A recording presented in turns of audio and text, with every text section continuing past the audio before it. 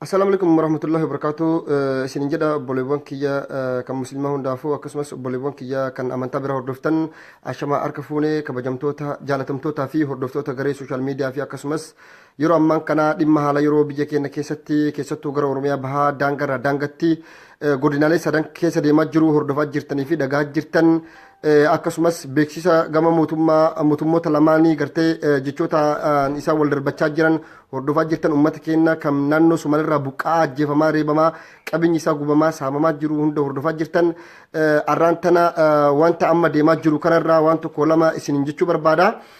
Kanatti aansuudhaan dhugaa dubbachuudhaaf birmannaa ilmaan Oromoodhaa har'aan tana walii godhaa jiran keessattuu obboleewwan keenya godina Baalee magaalaa Dambal keessatti warroonni argamtan obboleewwan keessan ka godina Baalee aanaa raayituu daangarra warrootu qubatan warroota gartee har'aan tana liyyuu haayilii mootummaa naannoo Somaaliitiin har'aan kana deeggaramaa jiran milishoota jechuudha. Akkasumas sanbira darbee har'aan tana waraanota adda addaa gartee ajajoo TPLFtiin ummata keenya weeraraa jiran irratti har'a gartee warroota gargaarsa ummata kanaa gootan hundi keessan dhugaa dubbachuudhaaf fakkeenya ilmaan Oromoo naannoo biratti argamaniif ta'aa jirtan akkasumas haaluma kanaan wal fakkaatu wal qabatee obboleewwan keenya ilmaan Oromoo gara Harargee bahaatiin jiran har'aan tana gartee Awwadaay keessatti Harar keessatti naannoowwan garaagaraa keessatti gargaarsi ummata keenyaaf birmannaa ummata keenyaaf gochaa jirtan simannaa ummata keenyaaf godhamaa jiru qeerroon yookaan ummanni Oromoof Oromiyaan walii birmachaa jiru kun waan baay'ee tokko nama onnachiisu ilmaan Oromoodhaa hagam takka akka tokkummaa qaban jaalala qaban hagam takka akka walii birmachuu danda'an kan itti agarsiisanii fi itti mul'isanii akkasumas gartee har'aan tana ilmaan Oromoodhaa ummata Sumaalee daangarra qubatu wajjin yeroo dheeraadhaaf amata dheeraadhaaf ummata jaalalaan kabajaadhaan tokkummaadhaan walii wajjin jiraachaa ture. Sirni wayyaanee yookaan sirni TPLF mootummaan abbaa irree kun jechuudha umrii isaa dheereffachuudhaaf har'aan tana ilmaan Oromoo daangarra qubatan ummata saboota biraatiin walitti buusuudhaan umrii isaa dheereffachuudhaaf jechuudha. Hojii maan inni hojjechaa jiru dhagaan inni buqqisee ilmaan Oromoo irratti diina baay'isu keessaa fi alatti jechuudha. Akka ilmi koonnee fi galma hin geenne akka irra aanuu hin dandeenyes ilmaan Oromoodhaa tokkummaa fi jabeenya kutannoo murannoo fi ejjannoo qabaniin agarsiisanii jiran lafti teenna lafee teenna irratti dhumnee wareegamna jedhanii jilba ofii fidhanii har'aan tana liyyuu poolisii dura dhaabbachuudhaan har'aan tana lubbuu isaanii qaalii kafalaa jiran jechuudha. Yaa ilmaan Oromoo yaa ilmaan ayyaa akkuma beekamu sirni TPLF sirni wayyaanee kun fakkeenyaaf ilmaan Oromootu qeelaaluudhaan har'aan tana diina nurratti baay'isee dhugaa dubbachuudhaaf sabaaf sablammiin 86 ol bira dabaree har'aan tana biyya ardii Oromoo fi Oromiyaa irra jechuudha. Sumaalee har'a Maqdishoo irraa dhufan, Hargeysa irraa dhufan, Jibuutii irraa dhufan lafa Oromiyaa keessa qubachuu fi irra jiraachuu bira dabaree investimantiidhaan lafa Oromoodhaa ka hektaara 1000 lakkaa'amu Arsii keessas haa ta'uti lafa qonnaa sadarkaa mootummaa fakkeenyaaf mootummatti jechuudha mootummaan beektanii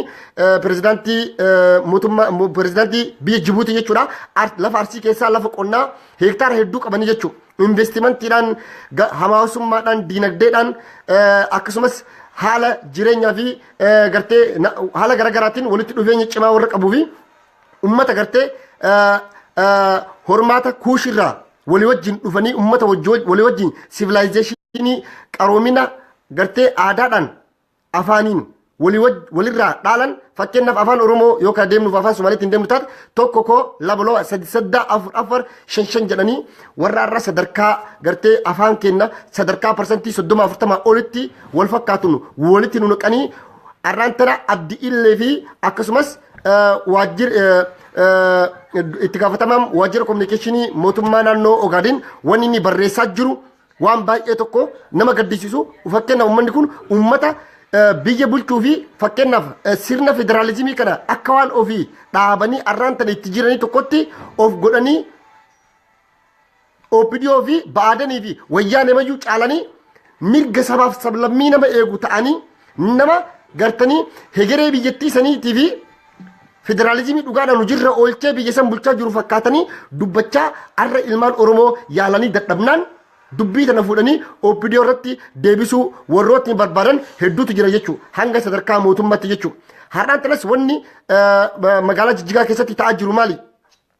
Fakkeenyaaf uummata har'aan tana meelaala yaa ilmaan Oromoo yaa ilmaan Ajaraa qabsoo Oromoon gochaa jirtu tana gufachiisuu fi halluu dibanii bifa jijjiiranii ilmaan Oromoodhaa naannoo Ogaadin keessatti argaman ka kummaatammoota dhibbaatammoota lakkaa'aman ka Hargeysaa keessa jiran ka Sumaalee Moqdishoo keessa jiran ka Jibuutii keessa jiran hundi isaanii akka qabeenyi isaanii saamamanii harka qulaa biyya isaaniitti galaniif shirri wayyaaniin har'aan tana xaqqee shira kana hin jedhamne ta'uu ilmaan Oromoodhaa hubattanii beekuudha qabdan jechuudha. Ajjechaan guyyaan kalee magaalaa Awwadaay irratti raawwatame harka dhibbatti waan kana ka godhe kaadree fi daninnatii TPLF akka ta'e ilmaan Oromoo beektanii hubachuudha qabdanii jechuudha. Yoo wanni kun ka ta'ee uummanni kun addaan hin dhaabanne taate adeemsi amma jarri eegalan kun haala kanatti akka hin dhaabanne waan beekaniif qabsoo Oromoo tana bifa jijjiiruudhaaf Oromoo irratti alagaa diina baay'isuudhaaf uummata kana tarkaanfii fudhatanii obboleewwan kenna Sumaalee naannoo Ogaadin uummata nagaan saba Oromoo keessa jiraachaa jiru irratti tarkaanfii isaan fudhatan akkasumas Hargeysaa illee walitti nu naquuf jecha har'a ilmaan Oromoo hedduutu jira biyya san keessa jechuudha. Warroota gartee gidiraa mootummaa kana dadhabanii har'aan kana baqatanii Hargeysaa keessa jiraatan meeqatti jira. Sadarkaa yoo inni itti haa ta'uuti sadarkaa dafqaan bulattis haa ta'uuti sadarkaa daldala garaagaraatiin ilmaan Oromoo qabeenya horatanii biyya san keessa jiraatan kummaatammoota hedduudhaan kan lakkaa'amantu jira jechuudha. Akka uummanni sun har'aan tana achirraa buqqa'uuf qabsoon Oromoodhaa asiin duras godhamaa turte hara sadarkaa kana ga'uu dandeette balbalti teenya guddoon itti fayyadamaa turre karaa san ture jechuudha. Har'a nuufi Sumaalee walitti neqxee saba biraatiin burjiidhaan waliin nu neqxee asii Gaambeellaa Beenishaanguliin uummata kibbaatiin waliin nu neqxee Afaariin Isaaqii waliin nu neqxee wayyaaneen TPLF har'a umrii isii dheereffachuu barbaadde akka Israa'el taate jechuudha. Fakkeenyaaf lola guyyaa Israa'el biyyoota biraa wajjin goote biyyoota Arabaatiin goote lala har'aan tana lola san godhanii irra aananiitiin har'a maal gochaa jiran Arabumaaf Araba waliin qo'aa jiran jechuudha. Arabumaaf Araba wal nyaachisaa kaan targaa adda addaatti maxxansaa umrii isaanii dheereffatanii ta'anii nagaan jiraatan jechuudha. Arabaan marfamanii osoo jiran diinan marfamanii osoo jiran namni maqaa jaaraa kaasu tokko hin jiru jechuudha. Har'a dhukaasa walitti dhukaasu dhiiga wal jigsu wal fixu malee. Kaayoon wayyaaneen TPLF maali? Amaara nurratti kaasu Sumaalee nurratti kaasu sanbira dabaree nuti akka Arabatti har'a gandaa fi kutaa fi laga akka nu wal nyaannuuf sooshaal miidiyaa gubbatti jechuudha lukkeen isaa kan bobbaasee jiru lakkoofsa hin qabanii jechuudha. Ilmaan Oromoodhaa yeroo nu amma keessa jirru Oromoo fi Oromiyaan haala hamaa keessa jirti. Uummanni Oromoodhaa birmannaa Ameerikaa yookaan ammoo sabni biraa dhufee nu birmata jedhu tokko keessa hin jiru jechuudha. Yoo nufi qofni wal birmanne malee akka uummanni keenya har'a fakkeenya gargaarsa midhaanii gargaarsa uffata nyaata dhugaatii fi gargaarsa yaala adda addaa walii godhaa jiru kana yoo laallee irraa baranne nuti ilmaan Oromoo yeroon keenya amma jechuudha harka wal qabachuu qabnu jechuudha ka tokkummaadhaan xiyyeeffannee Oromoo Oromiyaa tiksuu dandeenyu jechuudha. Oromoon takka daangaa namaa seenee nama tokko ajjeesee hin beeku jechuudha. Yoo itti qottisanii daangaa isaa seenanii lafarraa isa buqqaasanii kan ajjeesanii taate malee jechuudha. Fakkeenyaaf dhaamsonni garaagaraa har'aan tana nu gahaa jiran jechuudha. Hundi keessan ilmaan Oromoo keessattuu Harargee keessa jiraattan naannoo Kaarramillee warroonni jiraattan naannoo Qobboo Baroodaa akkasumas naannoo Calanqoo warroonni jirtan hundi ilmaan Oromoodhaa har'a dhaamsachi dhuu waan baay'ee tokko nama gaddisiisuu fi nama rifachiisuu jechuudha. Hundi keessan akkuma beektan gara Harargee baatiin jechuudha. Wanni godhamaa jiru maali? Naannoo amma aanaa burqaa tirtiraa fudhadhaatii akkasumas gartanii gara cinaaksaniin naannoowwan garaagaraa jechuudha. Yeroo riifarandamiin godhamu jechuudha. Ilmaan Oromoo lafa san wajjin yeroo riifarandamiin ture jechuudha. Fudhatamantu jira jechuudha. Fakkeenyaaf lafa san amma kililii shan jala buraa jira jechuudha. Uummanni Oromoo irra baay'een isaa jechuudha. Yeroo sanitti wayyaanee fi uummanni amma sadarkaa abdii illa dura pirezidaantiin ture Sumaalee jechuudha.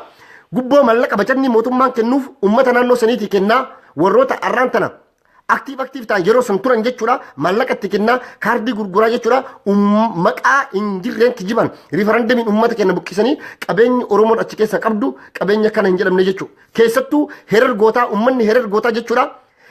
Iyya nu dabarsaa sagalee uummata Oromootiin nu dhageessisaa jechaa jiran. Uummanni heerar gootaa har'a naannoo shanii jalatti bula. Oromoon naannoo san jirtan ka Kaarramiilla jirtan ka Baroodaa jirtan ka Qobboo jirtan uummanni Oromoodhaa Calanqoo jirtan birmannaan keessan akka nu bira dhaabbattan kabajaan isin gaafanna jechaa jiran.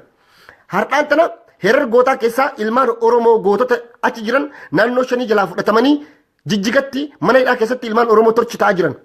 Ilmaan Oromoo sanis akka waan takka hin taane akka nurraa madoofne akka nurraa miidhamne dhaamsa Oromummaadhaa dhimmoonni ilaallatu waan kana hordofee jala bu'ee akka nu hordofu jechaa jiran.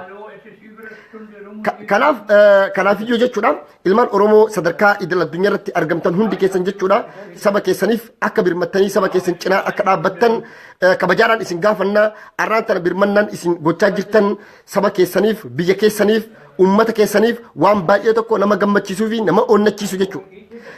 Kana bira dabaree jechuudha arraan tana nuti ilmaan Oromoodhaa biyya alaa jirru mootummaan wayyaanee yookaan sirni wayyaanee kun kufaatiin isaa gahuudhaaf dhumatee jira. Laf bariisaa dukkanti ammaatti dukkana bira dabarree jiran ammaa tana jechuudha. Lafti nu bariitee jirti jechuudha. Bor yoo ka sirni kun kufu taate yoo ka wayyaaneen kufu taate hegereen Oromoo fi Oromiyaa borii maal ta'uu danda'a maal ta'uu qaba. Kana ilmaan Oromoo irratti hayyoonni Oromoo beektonni Oromoo gootonni Oromoodhaa irratti of qopheessuu qabdanii jechuudha. Maaliif takka dhufuun dhiirummaa lama dhufuun sarummaa jetti Oromoon jechuudha. Bara 1991 hireen Oromoo mudate amata 26 gabrummaa jala akka nu kufnu nu godhe har'as akka inni deebi'ee nutti hin dhufneef ilmaan Oromoo lafa jala of qopheessuu qabanii jechuudha. Dhiigni ilmaan Oromoo hagana gahu jigee lafeen ilmaan Oromoo hagana gahu cabee goonni meeqa irratti dhume arraan tana ilmaan Oromoo sadarkaa kana gahan qeerroon Oromoo arraan tana Oromoo mataa ol qabachiise sadarkaa kanaan gahe onneen isaa hamileen isaa cabuu hin qabdu. Kanaaf bakka jirtanii ilmaan Oromoodhaa yeroo dhimma biraa dhimma hoggansaa dhimma jaarmayaa dhimma siyaasaa garaagaraa haasa'uu dhiisnee dhimma tokkummaadhaan wal qabannee har'aan tana gaayaa warroota biyya keessa jiran jechuudha. Har'aan qeerroo hedduutu biyya keessa jira hin dagatina olis keessa jechuudha.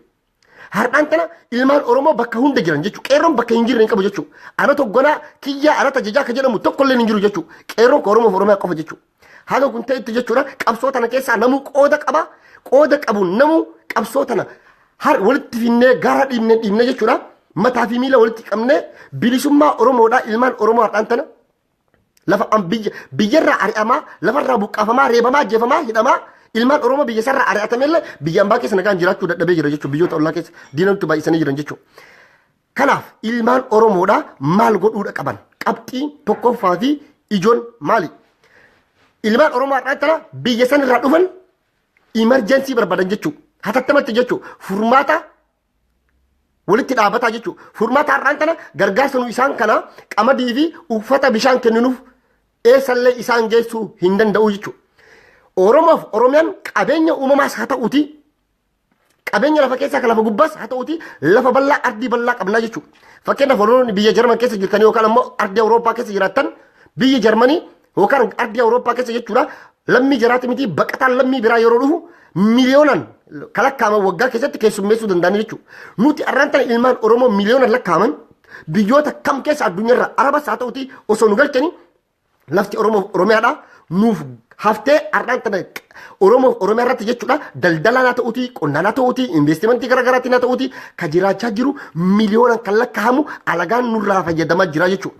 Nuti qabeenya kenna eenyummaa kenna beena jechuudha. Waan qabnu ummata kenna kanaaf gochuun dirqama OPDO dirqama ummata kenna saba kenna godinaalee Oromiyaa Arsii keessatti warra argamtan Harargee keessatti kan argamtan ummanni Baalee isaa taatan Boorana Jimma Wallagga Iluu walloon haga bahuuti jechuudha. Ummanni kennarra quuqama isaanii qabaniif birmannaa isaanii gochaa jiran kottaa nuti isin qubsiisaa kan jechaa jiran jechuudha. Kanaaf ardii Oromoo lafa Oromoo har'aan tana mootummoota Sumaaleetiin saamamanii investimentiin adda addaa kan godhamaa jiru jira. Warroota gartanii abbootii qabeenya Hindii, Chaayinaa, Turkiitiin akkasumas namoota garaagaraatiin jira jechuudha. Ummanni keenya biraa rakkachaa bilaa beelahaa du'uu hin qabu kana dhibbaan dhibba fitti himaa jechuudha. Akkuma asiin dura ummata keenya kan argee Baalee keessa qubatee lafti qonnaa lafti hin tuqamin lafti fayyaan kennameef sanitti jechuudha. Ummata keenya kan irraa achi dhufu sanis qubsiisuun dirqama Oromoof Oromiyaati jechuudha. Kana ka godhuu dandeenyu yoo akkam goona jechuudha. Yoo nuti tokkummaa qabaannee walii galla jechuudha. Fakkeenya uummata biyya keessaa fudhadhaa jechuudha. Sanbira darbee uummanni har'a achi buqqa'e yoo silaa har'a haqa qabaatu taate uummanni keenya har'a koondomineemii magaalaa Finfinnee keessatti ijaaraman san keessa qubachuu qaba jechuudha. Oromoon har'a qabeenya isaati lafa isaati har'aan tana wanni mootummaan Oromiyaas haa ta'uuti mootummaan federaalaas haa ta'uuti mannoonni ijaaraman kun warroota harka qalleeyyii fi warroota gartee mana hin qabneef kennamu jechuudha. Sadarkaa addunyaas deemaa sadarkaa kamittuu jechuudha. Oromoon har'a achii buqqee kun hundi magaalaa Harariis magaalaa isaati, Dirree Dawaanis magaalaa isaati, handhuura isaatu achitti qabarame, achitti dhalate, achitti guddate, irraa ari'atame qabeenya isaa saamame jechuudha. Har'aan tana ilmaan Oromoo achii buqqaan hundi gargaarsi cimaan godhamee fi magaalaa Harar Adaree keessas haa ta'uuti, Dirree Dawaa keessas haa ta'uuti, Adaamaas haa ta'uuti, magaalota guguddoo Oromiyaa keessa qubatee leenjiin adda addaa kennameef gara daldalattis haa ta'uuti, gara jiruu isaatii fi lubbuu isaa maatii isaa jijjiirutti seenuu qaba. Harka namaa eeggachuu hin qabu. Ka qotee bulaa ta'uu danda'u lafti isaa taatu gaan kennameef qabeenya abbaa isaa qabeenya obboleeyyan isaatti fayyadamee nama kamii ol abbaa lafa abbaa biyyaa ta'e lafa sarratti jiraachuun dirqama Oromummaa qabaa jechuudha.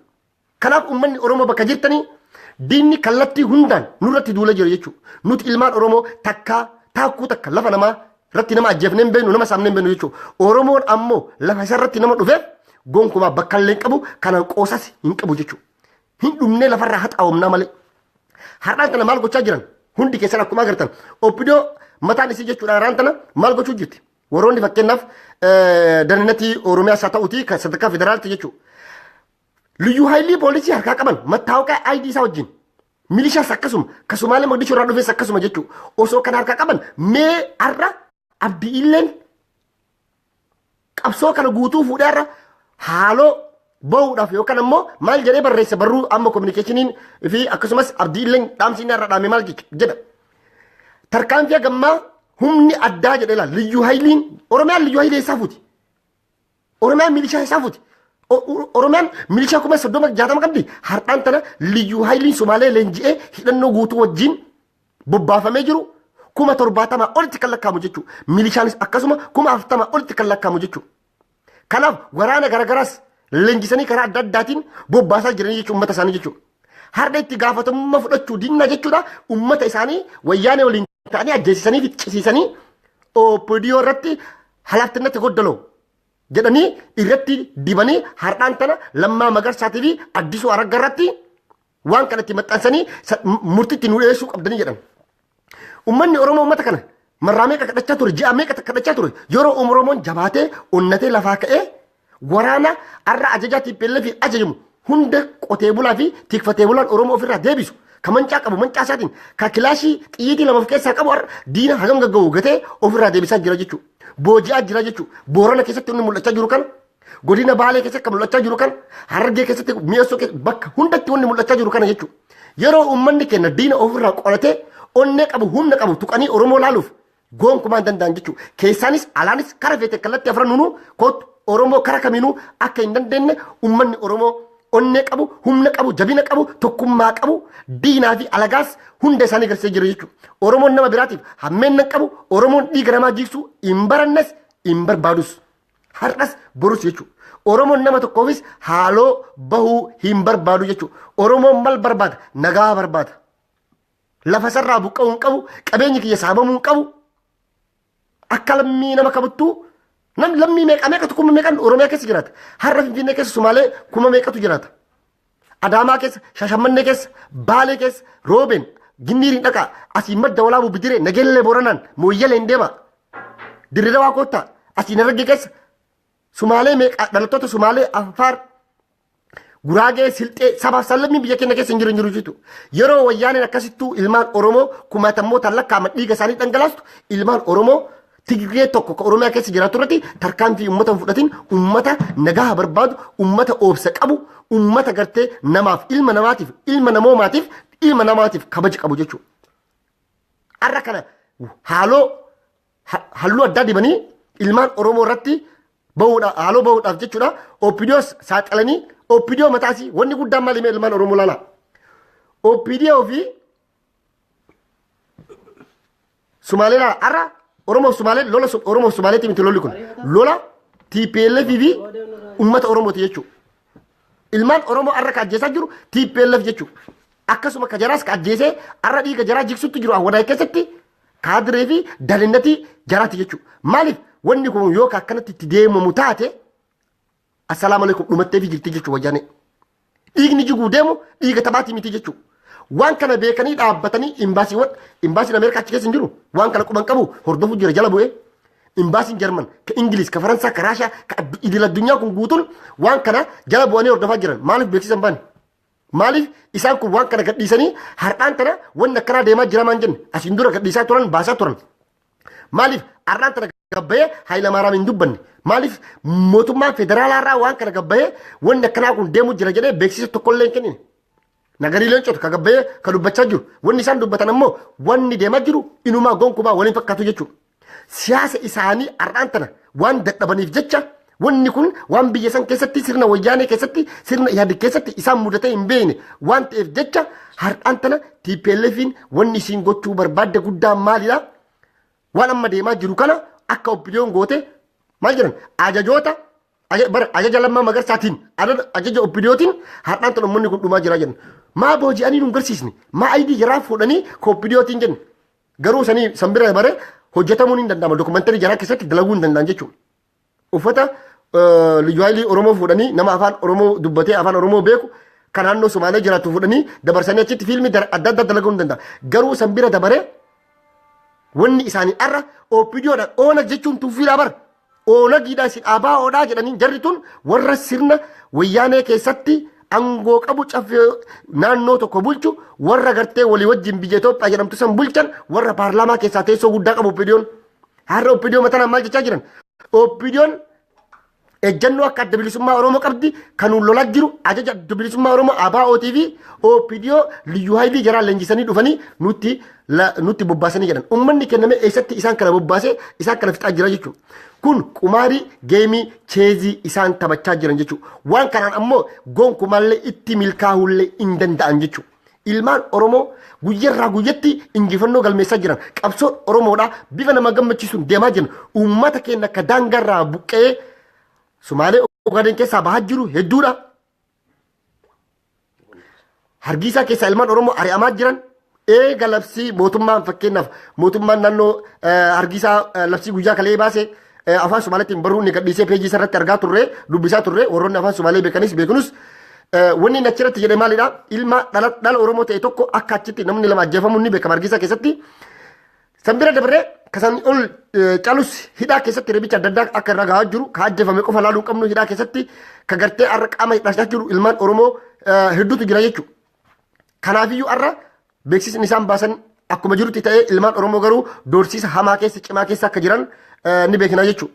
Isaan obboleeyyanumaa haa xiqqaattu haa guddattu walii dhukkubsachuu walii hadooduun kama jiru jechuudha. Ka qaccee kana ka Jibuutii jirus haa ta'uti ka Hargeysaa jirus haa ta'uti hundisaa jechuudha. Garuu ajjechaa guyyaa kalee awwadaa irratti raawwatame dhibbaan dhibbatti kan godhe uummata TPLF fi Tigree fi Tigraay qofa jechuudha. Kana ilmaan Oromoo fi uummanni Somaalee obboleewwan kenna nagaas ka Hargeysaa ka Jibuutiis ka Magdishoo jirus beekuu qaba. Wanni kun ammoo saaxilamuu qaba. Opidiyoon mataan isii ammoo shira isirratti deemu jalaa bahuudhaaf waan kana gabbaaftee saaxiluun dirqama siiti jechuudha. Uummata warra daninatiidhaan ajjeefamanii bara hundi isaanii warri rasaasa hin qabne hin jiru. Jarri ammoo jenosaayidii cabcabaa jedhanii gadhiisanirra jechuudha. Abbootii amantaa yaamanii abbootii amantaa garaagaraa jechuudha. Maaliif ilmaan Oromoo amantaanis waan hin taane waan garaagaraatiin gara kamiinuu nu danda'an jechuudha. Kanaaf ilmaan Oromoo bakka jirtanii istaandibaay ta'aa qophaa'aa ka biyya alaa jirtanis walgahii adda addaa godhuu qabdan hiriira garaagaraa bahuunis dirqama nurratti ta'uu deemaa jechuudha. Maaliif akka jennu taate Oromoo fi Somaaleen solidaaritii godhuu qaban jechuudha. Maaliif waan kana addunyaa guutuun hordofaa jirti lubbuu namoota hedduutu badaa jira.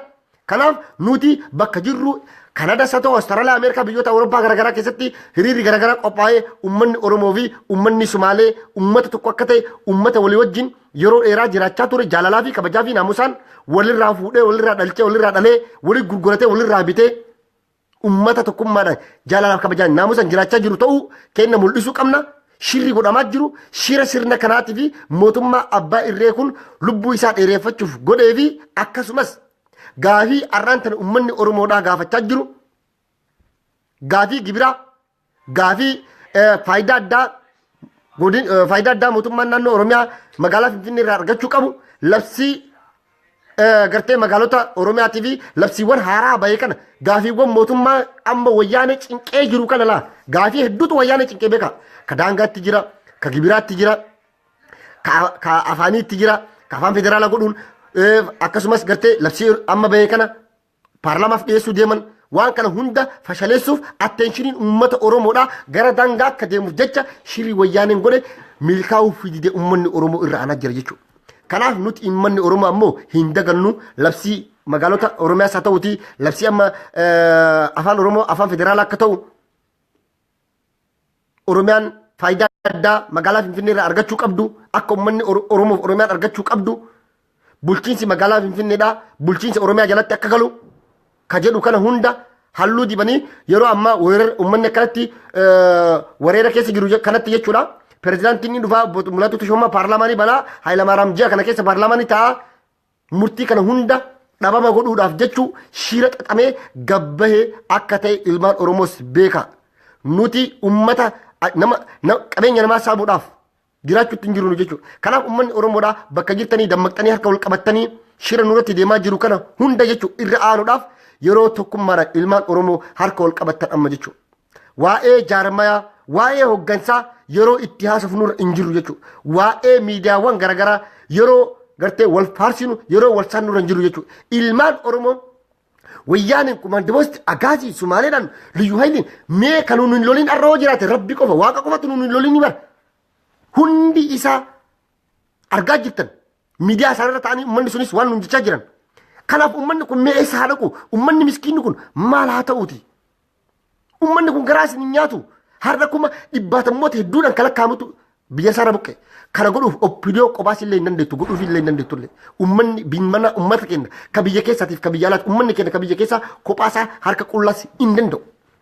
Uummanni keenya biyya isaa keessattis harka qalleeyyiidha keessattuu. Diinagdeedhaan miidhamaa jira, siyaasaan miidhamaa jira, hawaasummaan miidhamaa jira, fayyaadhaan miidhamaa jira, barnootaan miidhamaa jira, uummanni keenya bu'uuraalee misoomaatiinis miidhamaa jira jechuudha. Kanaaf waan kana irra aanuuf uummata keenya kana cinaa dhaabbannee warroonni biyya alaa biyyoota arabaa garaagaraa keessatti argamnu hundi uummata keenya kanaaf gargaarsa isaan barbaachisu hanga dandeenyu hundaan isaan cinaa dhaabbachuun dirqama Oromummaadhaa haa baanu. Yeroo Oromoof Oromiyaan dhaabbattee wallaaltu osoo hin taane walii birmannu amma yeroon amma jechuudha. Arra daldalaan keenya qotee bulaan keenya uummata keenya cinaa dhaabbachaa jira. Nutis akkasitti nutti dhagahamuu qaba jechuudha. Warri biyya alaa jirru ayyaanota garaagaraa irratti qophaa'ee mallaqa garaagaraa guuraa baana jechuudha. Mallaqa bu'aa hin qabne ka waan takka godhee hin beeyne ka takkaa hiyyeessa Oromoo bishaan obaasee hin beeyne jechuudha. Dhugaa dubbachuudhaaf har'a uummata keenya daangarraa buqqee dhufu kana gargaarsa Ameerikaaf gargaarsa Awurooppaan eegina nuutii fi nuu qofa qabdi Oromiyaan. Har'a gargaarsa takka kan namni kun godhu hin jiru jechuudha. Uummata keenya kanas furmaata isa dhumaa godhuufiin barbaachisa. Uummanni kun eega achi qabeenyi isaa gubame, eega qabeenyi isaa saamame, ka baankii keessaa qabu, ka walii qabatee qabu hundi irraa saamame wanni inni godhu tokko illee hin jiru. Harka qullaa jira namni kun jechuudha. Harka qullaa jira lafti isaa kennamtee lafa isaa qotachuu qaba.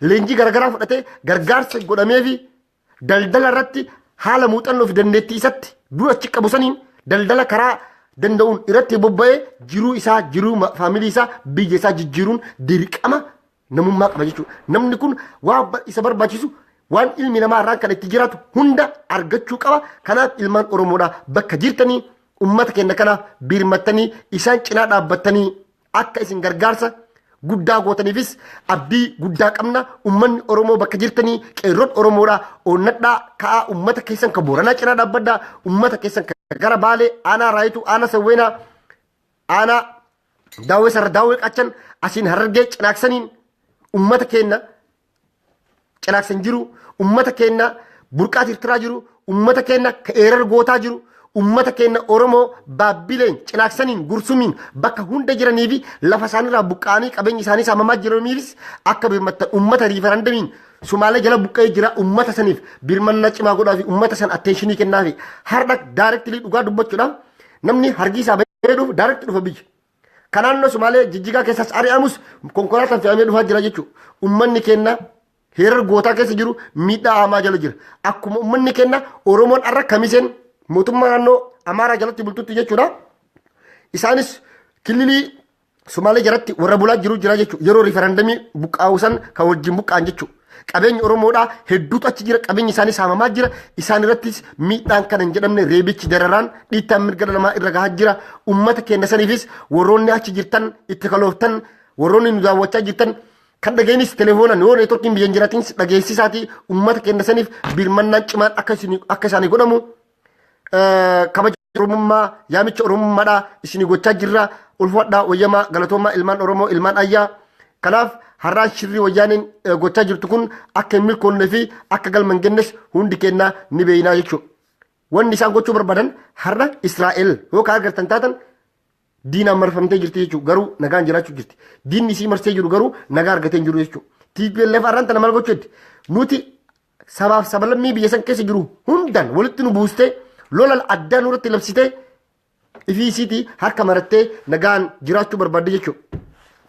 Fakkeenyaaf dhumarratti wanni an jechuu barbaadu tokko ka jiraatu taate dhugaa dubbachuuf uummanni TPLF fi uummanni Eertiraa tokko gonkumaa jechuudha. Ilmaan Oromoo lama jechuudha. Uummata afaan tokko dubbatu uummata gartee hormaata tokkorraa dhalatan baha tokkorraa dhalatan gartee uummata kaayoo tokko qabu jechuudha. Yeroo dur bara 1991 ture biyyi yeroo lachuu ikoonomiin hin jiru eessatti gala uummanni kun. Kaartaa lama kaasanii asabiis fudhatanii dabaranii miti har'aa tana wanni biyya Amaararraa Walqaayit ka jedhan kana Walqaayit Xagadee asiin Wallaggarraa fuudha. Bakka biraa yumaan jettee Wallaggarraa fuudha. Asiin naannoo Amaararraatiin eegala.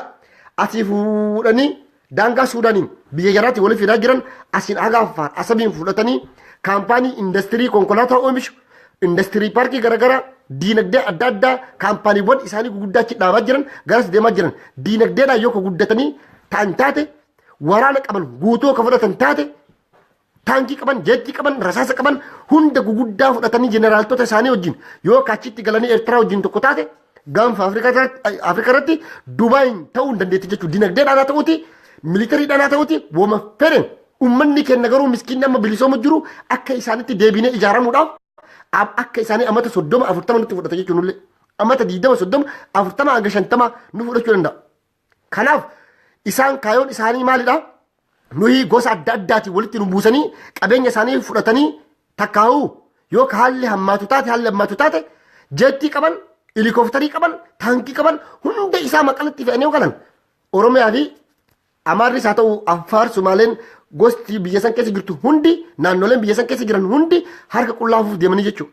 Yoo ka kilaashiif sanaayifara qabu dhalataa Oromoof dhalataa Amaaraa yookaan dhalataa Sumaalee dhalataa Binishaangul Kambaataa fi uummata sabaa salammii kibbaa jiru kana ta'e malee hundi isaanii lasaasa guguddaa kan fudhatan taate Eertiraa fi isaan gonkumaa waliin lola jechuudha. Mallas Zeenaawii osoo lubbuun jiru masaraa mootummaa Eertiraa yeroo 52 deemu uummanni Oromoo beeka quba qaba. Haayila Maaraam yeroo 53ffaa moo 54ffaa deemuudhaaf yeroo inni interview godhame beektanii dhageettanii viidiyoo gartan gaazexaas agarree jira bara 2013 keessa jechuudha. Waa'ee sababa boordara asabii wal qabatee jechuudha.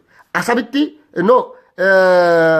asabii wal qabatee uummanni Oromoodhaa uummanni Itoophiyaadhaa achirraa faayidaa fayyadamuu qaba ka jedhuun waliigalteen adda addaa isaan gidduutti akka amma isaan jedhan godhamaa ture jechuudha. Garuu itti milkoa'uu hin dandeenye jechuudha.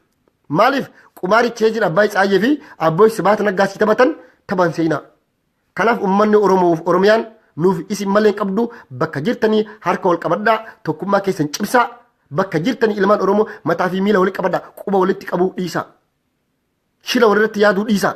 Tokkummaan yeroo nuti ilmaan Oromoo harka wal qabannam yeroo ammaa waliin qabatiin bilisummaan teennayyuu hin jirtu jechuudha. Dhugaa dubbachuudhaaf jechuudha. Dhugaa dubbachuudhaaf yeroo kana keessa Oromoon milkiidhaan hin milkaa'in yoo milkaa'uu dandeenya. Haala mijataa ta'e kana keessattuu yeroo sirnoota fakkeenyaaf waan tokko dubbachuu waan hin barbaanne jira dhiifama naa godhaati garuu gabaabumatti yeroo ilmaan Oromoo harka wal qabatanii tokkummaa keessan itti labsattan amma jechuudha. Kana isin dhaama ilmaan Oromoo ilmaan ayyaa galatoomaa obboleewwan keenya wareegamanis rabbi isaan jannataan haa qananiisu obboleewwan keenya akka Somaalee kan wareegamanis rabbiin jannataan isaan haa qananiisu maatii fi aalii fi firoottan isaanii hunda ammoo rabbiin sabrii jajjabina isaanii haa kennu ka du'e silaa du'ee jira ka jiru boo'uudha. Kanaaf nuti ilmaan Oromoo obboleewwan keenya Somaalee isaa ta'an kan nu keessa jiraatan lubbuu isaanii du'arraa oolchuudhaaf maqaa Oromummaa eeguun nurratti dirqama jechuudha. Isaan maqaa nu balleessanii diina akkuma gartee nuti har'a alagaa kenna. Warra waan adda addaa sirnoota darban keessatti nurratti raawwatan madaan isaanii nurra hin fayyinitti jechuudha. Madaa akkasii ilmaan Oromoo irratti uumuu barbaadanii jechuudha. Gadanneessa nutti irratti uumuu barbaadan ifii isaaniitti ajjeesanii ifii isaaniitti tarkaanfii irratti fudhatanii jechuudha. akka ummanni kun deebi'ee nutti hin fayyine gochuuf deeman jechuudha. Ajjechaan warra irratti raawwatame dhibbaan dhibbatti harka TPLF fi warra TPLF ergamtoota isaatiin jechuudha. Kana ummanni Oromoo jala sararee beekuun dirqama lammummaa keessanii jechuudha. Kanaaf ummanni Oromoo dammaqaa ijaaramaa walitti masakamaa tokko ta'aa mataaf miila walitti qabadhaan dhaamsa Oromummaata kana caalaa ummanni Oromoo maal isin haa godhu akkam haa ta'u. Of jijjiira miimoorii keessan kodur sammuu keessan keessa jiru formaat godha warri daasbooraa keessattuu. Miimoorii haaraa fe'adha midilistii biyyoota arabaa keessas kan jirtan. Hogganaan tokko fiira kee ta'eef naannoo kee ta'eef ganda kee ta'eef hin deeggariin dhugaa jirtu haqa jirtu deeggari. Kaasisii miti kan biyya keessaas deeggaruu qabda jechuudha. Har'aan tana warroota hidhamanii mana keessatti torchi ta'aa jiran irraanfannee jirra jechuudha. Waan meeqan nuti jira wayyaanee waan meeqan nuti jira. Har'aan tana assaayimentii hedduu nu kennee jira kun nuuf assaayimentii miti. Nama gabrummaa jala jiruuf qormaati fedhe addunyaa guutuun osoo walitti tartee dhufte nuuf qormaata nu ta'uu hin danda'u jechuudha. Kanaaf irra aanuu dandeenya irra aanuu jirras irra aannas. Kanaaf of qopheessaa bakka jirtanii egeree Oromoon borii maal ta'uu dandeetti mudannoon bara 1991 Oromoo mudate Oromiyaa mudate akka nu mudanneef maal godhuu qabna hojii manaa guddaa isiniif haa ta'u mee irra yaada wayyaaneen waan akka biyya gadhiisee bahu taate mee Oromiyaa mataan eenyu bulchu hakanuma isin hidhaman dhugaa dubbachuuf humni jaarmayni hoggansi Oromoof Oromiyaa hin bulcha Oromiyaaf Oromoo hogganuu danda'a jedhu tokko hin jiru biyya daasbara keessa tokko hin jiru yookiin jiba taate malee kanaaf warra biyya keessa arra hidhaa keessa jiran san yoo taate malee Dr. Mararaa Baqqalaa Garbaa fa'aa malee yoo taate malee maaliif ka ummata Oromoo mataa fi miila walitti qabu ummata Oromoo kan akkanatti dhumaa jiru kan ka taa'ee laalu kan hoggansaa ammaraan adallam kun hoggansaa miti kana jechuun waan biraallee jechuun barbaadu asuma irratti dhaabaa galatooma lafa dhawayyamaa waa hedduus dubbadhee jira waan gartee nama mufachiisu sooka dubbadhu taate nuuf kolcha ulfaadha wayyamaa naa jiraadhaa galatooma isiniin jedha qabeenya Oromoo qabdu ummata keenya kaachi dhufuu miti sabni biraa yuuraa fayyadamaa jira miliyoona kalakkaama osoo har'a nutti Oromiyaatti nu deebisanii jechuudha ummanni Oromoo ardiin Oromoo hin dandeetti ardii qabna lafa qabna lafti tenne hin tuqamne lafti tenne dubrummaan isiin fudhatamne kanaafiyyuu lafa gartee nuti lafa gartee albuudota garaagaraa qabdu qabeenya garaagaraa qabdu qabna kan uumamaa kan lafa keessa kan gubbaa kan namtolchee hedduu qabna kanaaf uummata keenya cinaa dhaabbachuun birmachuudhaaf lafa qabnu hundaan uummata keenya birmannee isaan qobsiisuu qabna isaan jiraachisuu qabna isiniin jedha galatooma ulfaadhaa isiniin jedha kanaaf Oromoo bakka jirtanii silaa namni waa'ee tokko yoo dubbatu jechuudha warroonni nama muufattanii jirtan kanaaf sun ta'uu hin qabu dhaabbatanii of laaltanii of caqasuu qabdan jechuudha. Oromummaanuu haga gartee bara 2014 fincilii diddaa gabrummaa eegale as gara sabaaf sablammiitiin isaa ta'uutii sirna kanaan ummanni Oromoo reebamaa itti qoxxifamaa ajjeefamaa biyyarraa buqqaafamaa baaratti dhumaa saaratti dhumaa waan hedduutu nu ragaa jira jechuudha. Osoo kana keessa jirru waan adii jirtu tokko wal dhoksinee walirratti duuduu nu barbaachisu quba walirratti qabuun nu barbaachisu hin jira galatooma ulfaadha wayyamaa ilmaan Oromoo gartee yeroo gabaabaa keessatti akka injifatanii eenyummaa isaanii of kabachiisanii abbaa lafaa abbaa biyyaa ta'anii dhugaadhaan maqoota garaagaraatiin osoo hin hidhamne osoo hin reebamne osoo hin ajjeefamne akka jiraatan lubbuu isaanii qaqqaalii warroota kafalaa jiranis maqaan keessan yoomuu Oromoo keessatti galmee gurraacha irratti galmaa'ee ni jiraata Adam Diimaa faan Mustafaa faan obboleewwan keenya kan amma meesoo keessatti wareegama guguddaa kafalaa jiran kadaan garatti dhumaa jiran goota caaluu isin gootota Oromooti. Isiniif gaafa Oromoon bilisoomtee Oromiyaan bilisoomtee mirga guutuu arganne dhugaa dubbachuudhaaf seenaan isin yaadata seenaan isin dagatu isin lubbuu teessanii fi mirga duutanarraa Oromoo fi Oromummaa fi Oromiyaadhaaf duutan kanaaf galatooma galanni keessan gartee jannata guddaa rabbiin isin haa kennu jennaani dhaamsa kiyyaarraa asumarratti xumuraa galatooma ulfaadhaa wayyamaa isin jedha.